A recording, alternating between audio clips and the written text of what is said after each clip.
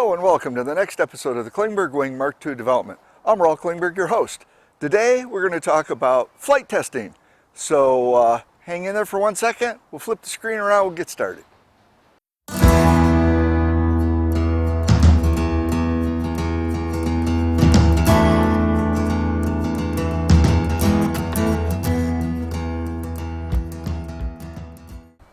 Welcome back. We got a little traffic going by today. I'm out here in the front yard where I got a little shade, nice day out, shoot some video here. Hope you don't mind the traffic going by. Anyway, okay, so you're looking at the center section of the wing and the pilot's cage. For those of you who've been following with, you see a drastic change here. New wheels and these kind of funky looking plywood sheets that I got clamped on here with hose clamps. Why would I do something so egregious to this design? I'll get to that in a second.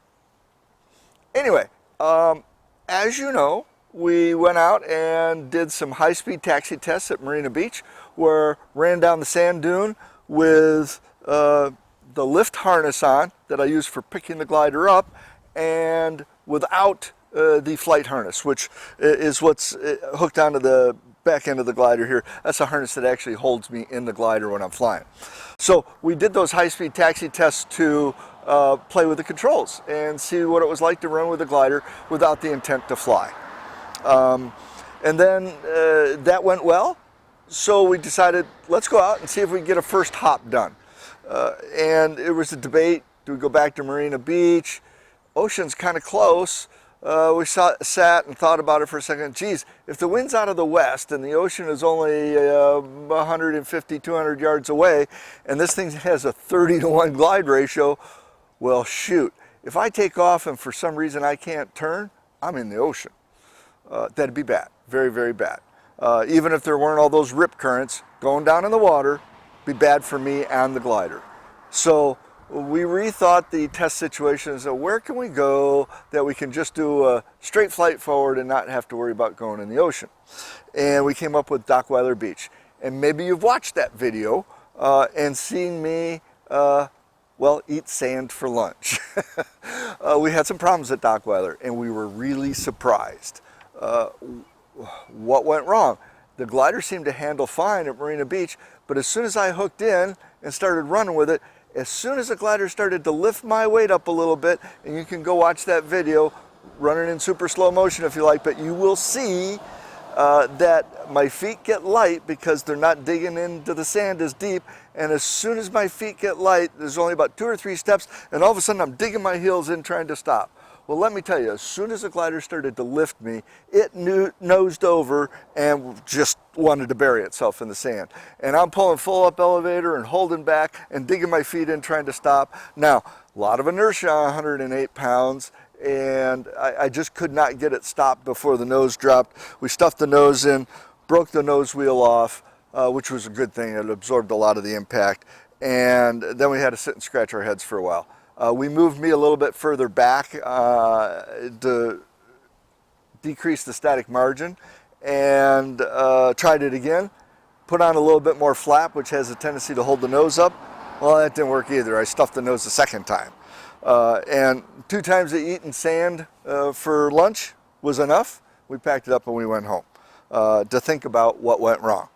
And what really went wrong, well, I can't say it really went wrong. It was I who made a mistake, and not even so much a mistake as it was hubris, ego involved. And in engineering, that's not supposed to creep in, but we're all human, and it happens. So I thought I knew where the center of gravity should be based on all the model tests that had been done. And the center of gravity with me and the glider should have been right here at the trailing edge. Now, that means that I had all of the support down here set up such that I could hook in slightly forward of the trailing edge and thereby bring the total CG up to the trailing edge. That did not work. And it was a bit perplexing at first. Why? The model flew fine at that CG setting. Why doesn't the full-size one fly the same? And I thought, you know, On my original wing, that thing flew right off the drawing board. Right where the CG was specified to be and where it was on the model, it flew fine. Right from day one. It's like, wow, I really screwed up. Thought about it, and all of a sudden it dawned on me, uh-oh, the model's not the same as the full-size glider. Between the two, I went and decided to change the washout in the wing. Why'd I do that? Performance, of course. The total washout's the same. I changed the washout schedule. In other words, I went from essentially a bell-shaped lift distribution to a more elliptical one. And this will get you more performance. And it's not insignificant. It's 3 or 4 points of L over D. So I did that for the full-size one and really didn't think too much about it. It's like, oh, well, you know, it's going to be a little less damping probably. It's the same total amount of washout, so it should fly fine. And it'll be okay. And I didn't even stop to think, what happens with the true aerodynamic center, where the center of lift is, when you change the lift distribution? So as I decrease, the washout goes from something like this to like this. Well, what do? You're moving the lift. A lot of the lift that had been inboard is now moved outboard. You're going out along the wing this way, and you're creating a more elliptical lift distribution instead of bell shape, which is very high here in the middle and drops down quick and goes out flat, and we get more elliptical. So the center of lift of each wing panel has been moved significantly outboard. Now, on a standard configuration, straight wing, makes no difference. Tiny bit, but really nothing significant. On a swept wing, however, big difference. As you move that center of lift of the semi-span outboard, you also move it aft. And when you move it aft, that means that the neutral point is moving aft also. And I, because of hubris, thought I knew what I was doing, didn't stop to actually do the engineering that I should have done and make the calculations, where's the new neutral point? So after eating sand a couple of times, I decided to take a moment and do that. So I went into X-foil and I shifted the CG around in the simulator until the pitching moment curve went to 0, a flat pitching moment curve. And when you have the CG at that location, you're at the neutral point.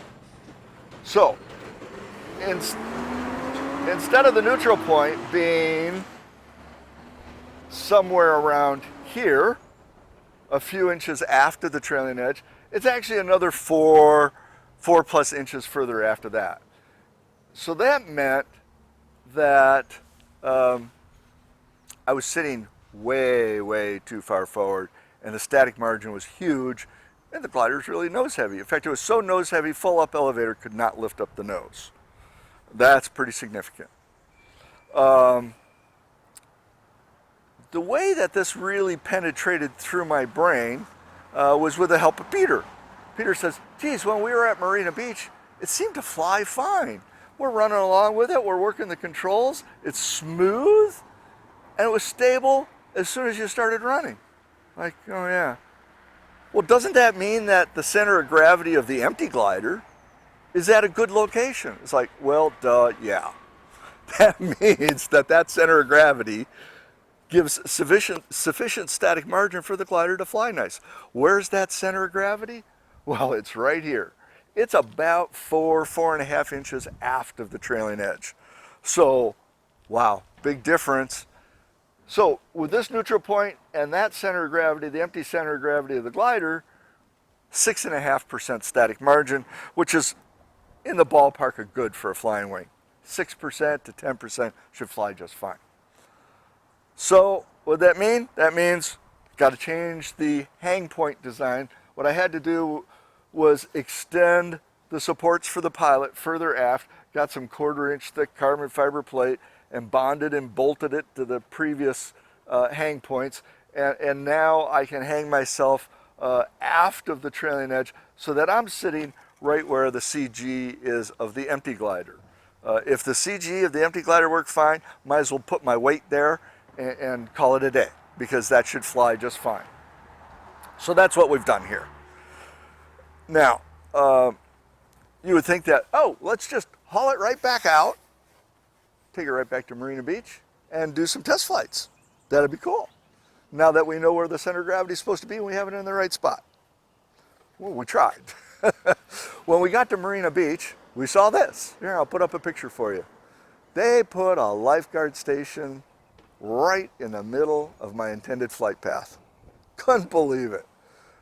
Hang gliders fly at Marina Beach all the time, but for most of their flights, they're flying way behind the lifeguard station.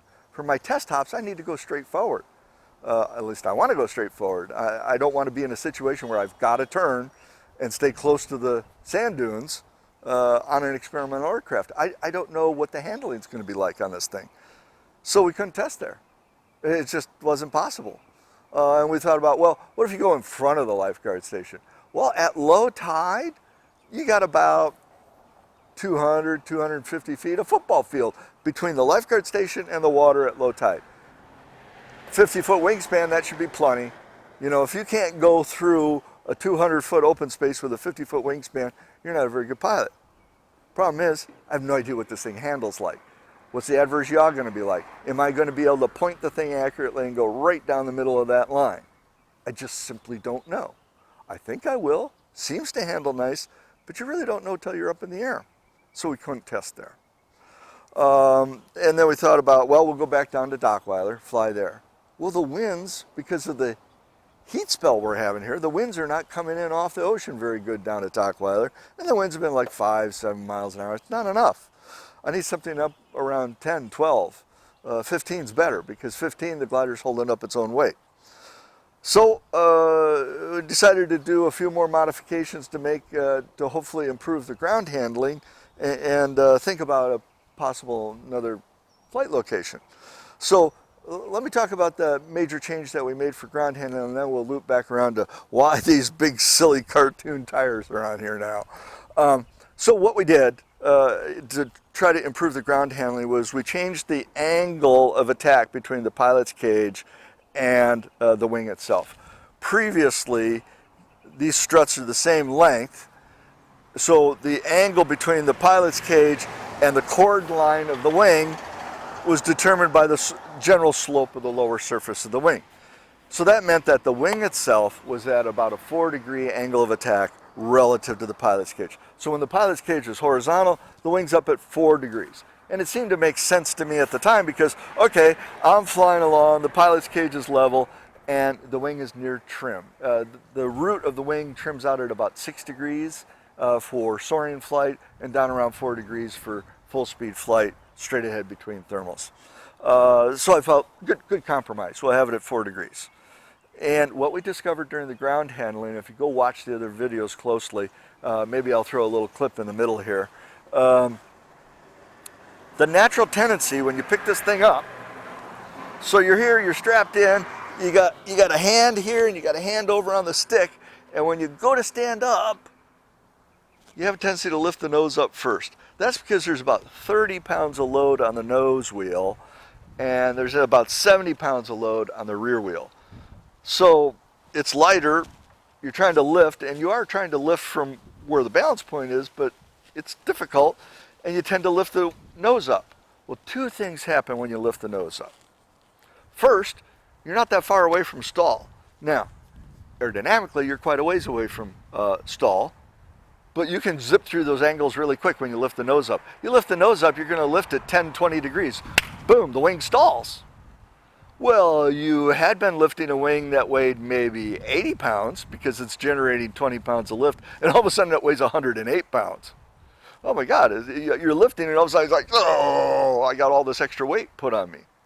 The wing's no longer flying because you stalled the wing when you lifted the nose up. That's a problem. And the other issue is, when you're lifting this, you're lifting from the pilot's cage here up to your shoulders. So when you lift, you're lifting essentially at the balance point, close to the balance point, the MTCG. However, the system center of gravity, because of my weight, the glide and everything else, is way up here. The system center of gravity is just underneath the wing. Well, that means the center of gravity of the wing is over your head. Well, here's what happens. If you tilt the nose up, that center of gravity goes aft of your head and aft of your balance point, which is your belly button.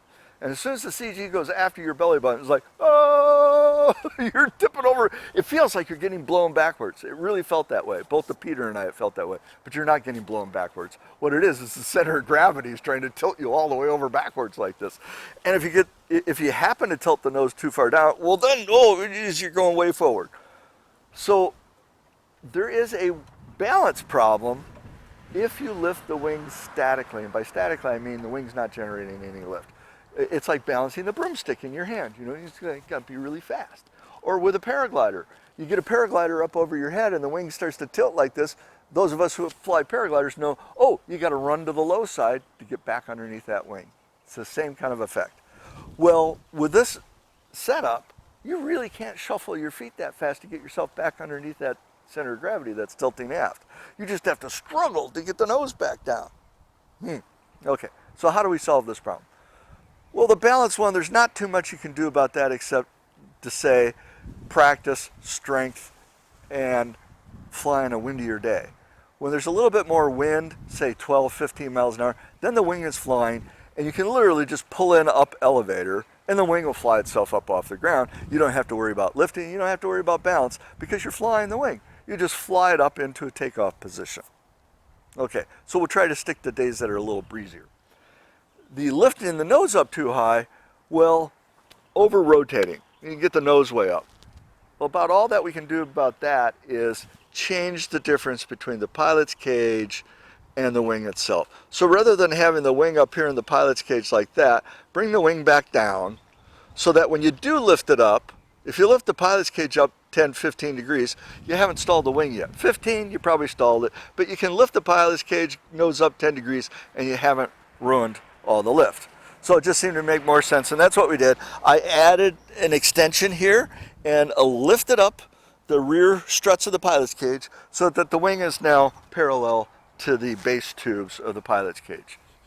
It generally worked out okay. It still folds up and fits in the box and all that, but it did change a bit how the cables actually tension, because it's no longer a pure parallelogram. So we had to rejigger that a little bit, technical term. And in the process, I went and put vinyl coated cables on here for safety's sake. If anybody's ever had an accident with bare cables, they know that they're like a really good saw. I got quite a scar on the back of my hand here from early Regalo days of running my hand along a cable. Very painful too. So plastic coated cables, probably a plus. So we made a few little changes there and got ready to go testing. And at that point, my wife and daughter left town. No, she didn't abandon me. She went on vacation. Went to see her family in Puerto Rico. So with wife and daughter gone, I'm here stuck at home taking care of the dog. And don't want to take the dog out testing. He'll get in the way. So we're just kind of waiting until they get back. They get back here in about a week. So in the meantime, we talked about testing and so forth and so on. And I tell you, everybody and their mother has sent me a comment saying, well, just tow the darn thing. You got a towing rig on the front here. You built it in. Just tow it. They're like, oh. And I tell everybody the same thing. I got a problem with towing at this stage of the game. Here's the basic problem. Every joule of energy that you put into the system must be dissipated by the end of the flight, one way or another. All of that kinetic energy that you're building up when you get moving has got to go somewhere. It's got to go into drag, lift, whatever, or crashing. You hit the ground, you absorb a lot of that energy, sometimes in your body, which is a bad way to absorb that energy. And the problem with towing is that you can impart energy into the system rapidly, sometimes unintentionally. When you have a vehicle, a gas-powered vehicle, electric, take your choice, anything that's pulling this other than human beings can put energy into that system so fast, faster than anybody can do anything about it. Faster than I can reach up and grab the red ball and pull a release. Faster than somebody can let go of the rope who's sitting in the back of the truck. Glider lifts off and goes into a kite-like wing over like this, or I start to cartwheel, nobody can stop that fast enough. It's a potential huge disaster. And we talked about other ways of testing this, and we talked about, oh, let's build a mobile wind tunnel. I'll put a big mast, literally a mast from an old sailboat, on my pickup truck. It'll stick out about 10, 12 feet in front of the pickup truck, and we will grab a hold of the glider back here, right at the balance point, like this. We'll put a socket from a trailer hitch. We do a trailer hitch set up here, and that'll be on the end of the mast. I'll have 3 degrees of freedom of rotation, and I can sit in the harness, and I'll be 8 feet off the ground, and we can run the truck across El Mirage dry lake. Is it El Mirage? Yeah, one of those dry lakes down there. And it's a mobile wind tunnel. You can literally fly the glider in place at the end of this boom on my pickup truck. And okay, so we got ready to do that and started buying parts, materials, started looking at the mast and all that, and thinking about how it's going to go on the truck, and started working on that design. And the more I looked at the design, the more it seemed a little iffy. And my buddy Peter kept on making the joke, what happens if something goes wrong and the boom falls or you fall or something? I says, nah, Peter, there'd be a safety strap on there. I can't fall off the boom. We'll make it a chain if we need to. It's like, oh, what if this? What? He says, look, if anything goes wrong, you're going to get run over by your own truck. How stupid is that? I go, oh, that'd look bad on YouTube. You'd probably get 1 million hits. It'd be my first video with 1 million hits as I get run over by my own pickup. But just the mere thought of that made me rethink how are we going to do the testing. And plus, I didn't like having to drive all the way down south, be out on the edge of Death Valley, aptly named. 110, 115 degrees during the day. It's like, oh, it just didn't sound like fun. Getting up at the crack of dawn, not my cup of tea. Isn't there something closer by that where we could do that? And I happen to know of this airport near here. It's out by Tracy, called New Jerusalem, and it's set up just for ultralights, and it has a 3,600 foot runway that's paved. I thought, oh golly, we could go there. But we still got this issue of what if I get run over by my own pickup truck? So let's go back and revisit towing. What can we do with towing? And we talked about, okay, you got a launch cart, right? Because I can't run 20 miles an hour. What if there's no headwind, you know? Or I trip and they end up dragging me across the ground. Nobody lets go of the rope at the back end of the truck, and I just get the world's worst road rash on my face. None of it sounded good to me. So you have to have a cart. And that's how you do normal hang gliders. You got a cart that the hang glider sits on at an angle of attack, and you roll along, and he takes off, and the cart rolls a little ways, and done with the cart, and then you do a foot landing. But then the question became, well, what's the right angle? What angle of attack should we set it on the cart? We don't know. We don't have an answer for that one. Well, that's another whole experiment. That's a whole bunch of unknowns thrown in when you're trying to test it. And thought about that some more. It's like, well, the Y bridle. Oh, where's the center of gravity of the whole system? Well, we can calculate that. But what's a Y bridle going to be like precisely? Well, with known aircraft that have flown before, standard hang gliders, you can figure that out with a fair amount of confidence. We don't know anything about this aircraft. We know this much about how it flies or doesn't fly. So what's a Y bridle going to look like? Don't know. Another whole set of unknowns thrown in on a critical test. I didn't like that either. And then for some reason it dawned on me as I'm thinking about New Jerusalem, it's like, well, let's see. If I didn't drop the cart, if I kept the cart with me, well, yeah, that's going to add 30 pounds or so, but that's only 10% of my gross weight. That's not too bad. And what if I just kept the cart with me? Then I don't have to worry so much about the cart getting in the way. I crash into the cart after I've taken off. I don't have to worry about some weird rebound thing. I got my wheels with me, right? I'm protected by the wheels. So, what if I strap the launch cart onto the pilot's cage? And that's essentially what we have here. And then as I thought about that, I was like, oh, there we go. If I do that, I don't even have to fly. Because what's the major issue that we're trying to solve here? The major issue is it pitch stable? What's the right location for the center of gravity to be pitch stable? There's a standard test you do with regular aircraft to determine that. And that's where you roll down the runway and you lift the nose off the ground, you hold it off the ground, but you're not going fast enough to fly. You keep the flaps up and you keep the speed down, just enough so you can lift the nose off the ground, and you roll down the runway with your nose off the ground. If you can hold the nose steady in one location, that vehicle is pitch stable.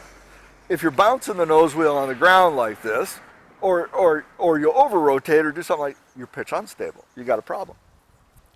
So, I can actually figure out what I need to know. Where should my CG go without ever having to actually fly? And that's what I had to start explaining to people. The point of all of this testing is not to fly. And you might think, well, gee, golly willikers, Raul, you built the thing, it's a wing, aren't you going to go out and test fly it? I said, yes, eventually. But the point right now is not to fly. The point right now is to characterize the aircraft. And by characterize the aircraft, I mean we need to determine what the aircraft handles like. What's its maneuverability like? What's its stability like? And the more of that characterization we can do on the ground without flying, the better. Now, if I had access to the Moffett Field wind tunnel, if I knew somebody on the inside over there, we'd roll it right over there, we'd put it in the wind tunnel, be done and done. Then we can go out and fly it. But I don't have that access. And that was the whole idea of the mobile wind tunnel with the truck and the boom, was to make it a wind tunnel where we move instead of moving the air. Too many problems with that. Too scary about getting run over by my own truck. So this setup where if we tow it at 15 miles an hour down the runway, and we can walk up on the correct flap settings and the correct speed so that I can try lifting the nose off the ground like this. And if I get the nose up like this and I can hold it a few inches off the ground and reasonably steady like this, I have a stable configuration. So that's what I've built here. We've added these funky cartoon tires back here, and I changed my front wheel so that we can go do that testing. And that's what we're set up for right now. And it's a very simple setup. I took the front wheel I already had, and I built it into this platform, which is detachable, with a standard rudder bar. And yes, I know the steering's reversed with the rudder bar, but I come out of Chicago, I've done a lot of sledding. This type of steering is conventional for me, where you put your feet up here, and you can steer as I'm going down the runway, so I can keep myself pointed down the runway, because remember, there is no active rudder control on this aircraft, so I have to have a steerable nose gear. So I have that now. And I underneath, where you can't see it, I put a little thrust washer in there, so it takes the loads from the wheel, a little needle bearing. And I made the front wheel castering, a trailing caster. The trailing caster give you more positive feedback on the rudder bar, and is self-stabilizing. There's advantages to the caster, and hopefully I haven't created one of those bad shopping carts where it just sits there and does this. But I think with my feet on it, it will damp it out reasonably. And I'll be sitting in the harness here, and I've made the harness with adjustable hang straps here so that we can vary where the harness is vertically, and there's a reason for that. We want to be able to adjust how much my butt scrubs on this bottom wood plate here. You know that I am suspended, in this glider I'm suspended from the wing so that I can shift my weight fore and aft to damp out any potential pecking motion where the glider wants to do this, and I can damp it out by doing quick shifts of my weight over a very short distance. Thing is, we don't know if pecking is really going to be a problem on this glider. We have no idea. It's a possibility, and I just wanted to be prepared to deal with that type of instability. But for the ground runs here, it's a non-issue, so we'll probably have me strapped into the harness and lower me enough so that my butt's up against the wood here, and we can vary the amount of friction that's on there so that, well, I can scoot my weight if I have to, but I won't be free to swing. So that's the idea of the adjustable harness here. And I'll have the lift harness on also. Sorry about that. I'll have the lift harness on also, because the lift, I'll tighten it down and I'll make good shoulder harnesses so that in case there is some kind of accident, I'm held inside the pilot's cage where I'm going to have the most protection. So that's the plan. in about a week and a half here, we should be able to go out and give it a go. We have everything set up, it's ready to test, and I know you've all been waiting to see it fly, and the next set of videos of the next test, you might not even see it fly then. Get it characterized. If everything's nice and stable, if I really can hold that nose really steady and it all seems perfect, then we might consider going a little faster. Maybe we do a hop off the ground, 2 feet up in the air, 3 feet up in the air, but that's a big maybe. I'm going to stick with the 2 mantras that we have for this program. Number 1, nobody gets hurt. As you get a little bit older, that becomes a big thing. So we move at this very cautiously with risk mitigations put in place and move in little tiny increments to increase that flight envelope.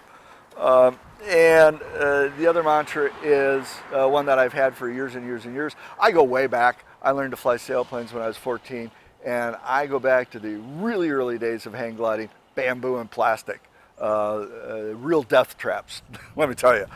And how did I survive all those years? That's my other little saying. You can always fly another day if you live to see it. That's the important part. Live to see the next day so you can fly then. You need not fly today, you need not fly tomorrow. Fly when it's safe. Fly when you have confidence in what you're doing. If not, pack it up and go home, have a beer, go back another day.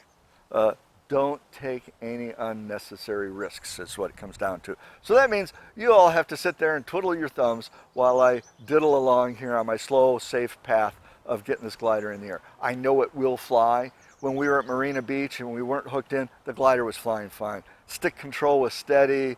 It really felt really nice. It was easy to handle.